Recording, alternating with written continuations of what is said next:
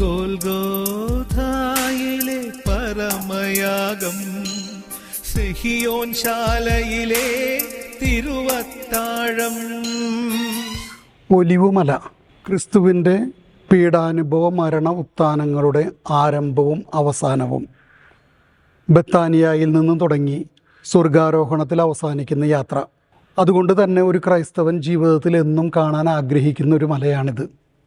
ഒരിക്കൽ കണ്ടാൽ ഒരു കാലത്തും കണ്ണിൽ നിന്ന് മറഞ്ഞു പോകാത്ത ദൃശ്യം, അവിസ്മരണീയമായ കാഴ്ച.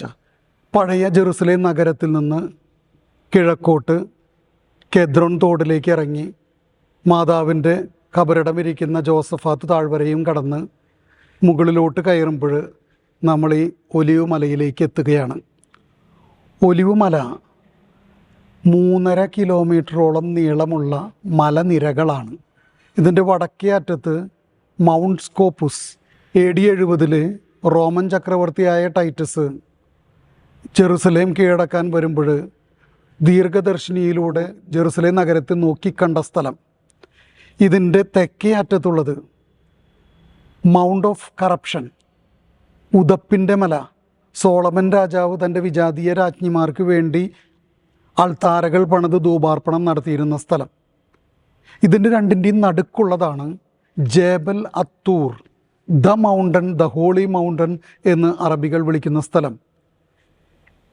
ഇതിൻ്റെ കിഴക്കേ ചെരിവിലാണ് ബത്താനിയ. അവിടെ നിന്നാണ് അന്ത്യവിധിയുടെ തുടക്കത്തിലുള്ള യാത്ര. അവിടെ നിന്ന് ബെത്സ്ഫഗയിലെത്തുന്നു. അവിടെയാണ് കഴുതക്കുട്ടിയുടെ പുറത്ത് കയറിയിരുന്ന ഓശാന യാത്ര തുടങ്ങുന്നത്. നേരെ ഉച്ചിയിലെത്തുമ്പോൾ സ്വർഗാരോഹണത്തിൻ്റെ സ്ഥലം. ഇതിൻ്റെ വടക്കേ അറ്റത്ത് വിക്ടോറിയ ഔഗുസ്ത ഹോസ്പിറ്റൽ, അതിനോട് ചേർന്ന് ലൂതറൻകാരുടെ സ്വർഗാരോഹണത്തിൻ്റെ പള്ളി, മണിഗോപുരം. അതിൻ്റെ പുറത്ത് റഷ്യൻ ഓർത്തഡോക്സുകാരുടെ ആശ്രമവും പള്ളിയും, മനോഹരമായിട്ടുള്ള മണിഗോപുരം, ഏറ്റവും ഉയർന്നു കാണുന്ന മണിഗോപുരം. അതിൻ്റെ മുകളിൽ നിന്ന് ജെറുസലേമിനെയും ഒപ്പം ജൂദയ മരുഭൂമി മുഴുവൻ, ചാവുകടലും മോവാബി ദേശം വരെ കാണാവുന്ന സ്ഥലമാണത്. ഇവിടെയാണ് മാതാവിൻ്റെ മരണത്തെ മുന്നറിയിപ്പ് നൽകുന്നു എന്ന് പറയുന്ന അപ്പോക്രിഫൽ കഥകളൊക്കെയുള്ള സ്ഥലം. ഇതിൻ്റെ തൊട്ടിപ്പുറത്ത് കത്തോലിക്കർ ആഘോഷിക്കുന്ന സ്വർഗാരോഹണത്തിൻ്റെ പള്ളി ഇന്ന് മോസ്കാണ്. അത് കഴിഞ്ഞ് വരുന്ന ഉടനെയുള്ളത് സ്വർഗസ്ഥനായ പിതാവേ എന്നുള്ള പ്രാർത്ഥന പഠിപ്പിച്ച ഗുഹ, അതിനോട് ചേർന്ന് അന്ത്യവിധിയുടെ പ്രഭാഷണം നടന്ന സ്ഥലം. അവിടെ നിന്ന് വീണ്ടും താഴോട്ടിറങ്ങി തെക്കോട്ട് പോകുമ്പോൾ 7 ആർച്ചസ് ഹോട്ടൽ. ഇതിൻ്റെ മുമ്പിലാണ് തീർത്ഥാടകർ മുഴുവൻ വന്ന് ജെറുസലേം നഗരത്തെ ഒറ്റ നോട്ടത്തിൽ കാണുന്ന പനോരമിക് വ്യൂ.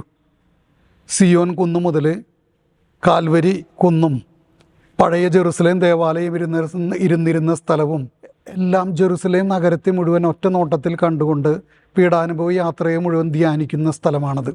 അവിടെ നിന്ന് താഴോട്ട് ഇറങ്ങുമ്പോൾ പ്രവാചകന്മാരുടെ കബറിടങ്ങൾ, നേരെ താഴെ വരുമ്പോൾ ദോബിനുസ് ഫ്ലേവിത്ത്, കർത്താവ് ജെറുസലേമിനെ നോക്കി കരഞ്ഞ സ്ഥലം. അവിടെ നിന്നും താഴോട്ട് ഇറങ്ങുന്നത് മഗ്ദല മറിയത്തിൻ്റെ പള്ളിയും കഴിഞ്ഞ് ഗെത്സമൻ തോട്ടത്തിലേക്ക് എത്തുന്നു. ഗെത്സമൻ തോട്ടത്തിനും താഴെ ഗെത്സമനിയിലെ ഗുഹ, അതിനോടടുത്ത് തന്നെ മാതാവിൻ്റെ കബറിടപ്പള്ളി, സ്വർഗാരോപണപ്പള്ളി. അവിടെ നിന്ന് അങ്ങോട്ട് കെദ്രോൺ തോട്, നേരെ കടന്നാൽ ജെറുസലേം നഗരം, സുവർണ കവാടം ഒക്കെ ആയിട്ടുള്ളത്. ഇതാണ് ഒലിവ് മലയുടെ ഒരു ദൃശ്യം. ഇതിൻ്റെ തെക്കേ അറ്റത്ത് യഹൂദരുടെ കബറിടങ്ങളാണ്.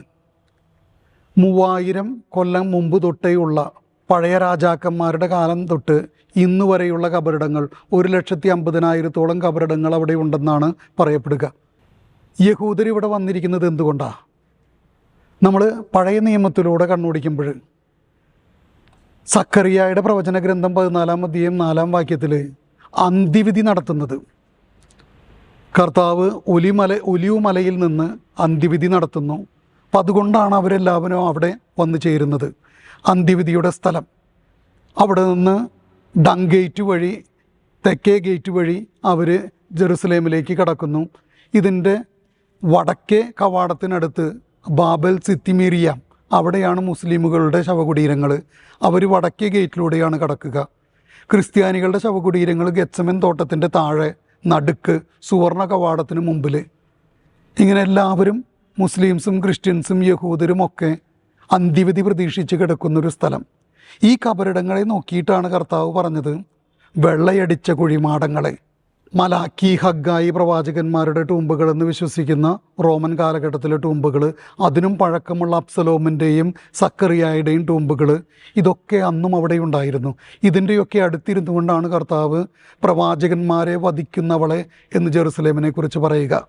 ദാവീദ് രാജാവ് അബ്സലോമിൻ്റെ വിപ്ലവത്തിൽ കരഞ്ഞുകൊണ്ട് തലമൂടി ഒലിവുമലയിലേക്ക് കയറുന്ന ദൃശ്യം, അതല്ലെങ്കിൽ എസെക്കിയ പ്രവാചകൻ്റെ 11-ാം അധ്യായത്തിൽ അശുദ്ധമായ ജെറുസലേം നഗരത്തിൽ നിന്ന്, ദേവാലയത്തിൽ നിന്ന് കർത്താവിൻ്റെ മഹത്വം ദേവാലയത്തിൻ്റെ നടുത്തളത്തിലൂടെ ഇറങ്ങി കിഴക്കോട്ട് യാത്ര ചെയ്ത് ഒലിവുമലയിൽ കയറി അവിടെ നിന്ന് കിഴക്കോട്ട് ചാവുകടലിലോട്ട് വിജാതീയ ദേശത്തേക്ക് കടന്നു പോകുന്ന രംഗം. സോളമൻ വിജാതീയ രാജ്ഞിമാർക്ക് വേണ്ടി ബലിയർപ്പിക്കുന്ന സ്ഥലം. ഇങ്ങനെയൊക്കെ പഴയ നിയമത്തിലുള്ള ഒത്തിരി ദൃശ്യങ്ങൾ നമ്മുടെ മുമ്പിലുണ്ട്. പുതിയ നിയമത്തിൽ കർത്താവിൻ്റെ അവസാന കാലഘട്ടങ്ങൾ മുഴുവൻ ഈ ഒലിവുമലയുമായി ബന്ധപ്പെട്ടതാണ്. സ്വർഗാരോഹണം വരെ അന്ത്യവിധിയെക്കുറിച്ച് പ്രവചിക്കുകയും അന്ത്യവിധി കാത്ത് വിശ്വാസികൾ കഴിയുകയും ചെയ്ത സ്ഥലം, സ്വർഗാരോഹണത്തിൻ്റെ സ്ഥലം, കർത്താവ് സാക്ഷികളായി ശിഷ്യന്മാരെ അയച്ച സ്ഥലം, സ്വർഗത്തെ ലക്ഷ്യമാക്കി ജീവിക്കുവാനുള്ള ആഹ്വാനമാണിത്. ഈശോ മിശിഹായ്ക്ക് സ്തുതിയായിരിക്കും. പരമയാഗം സിഹിയോൻ ശാലയിലെ തിരുവത്താഴം.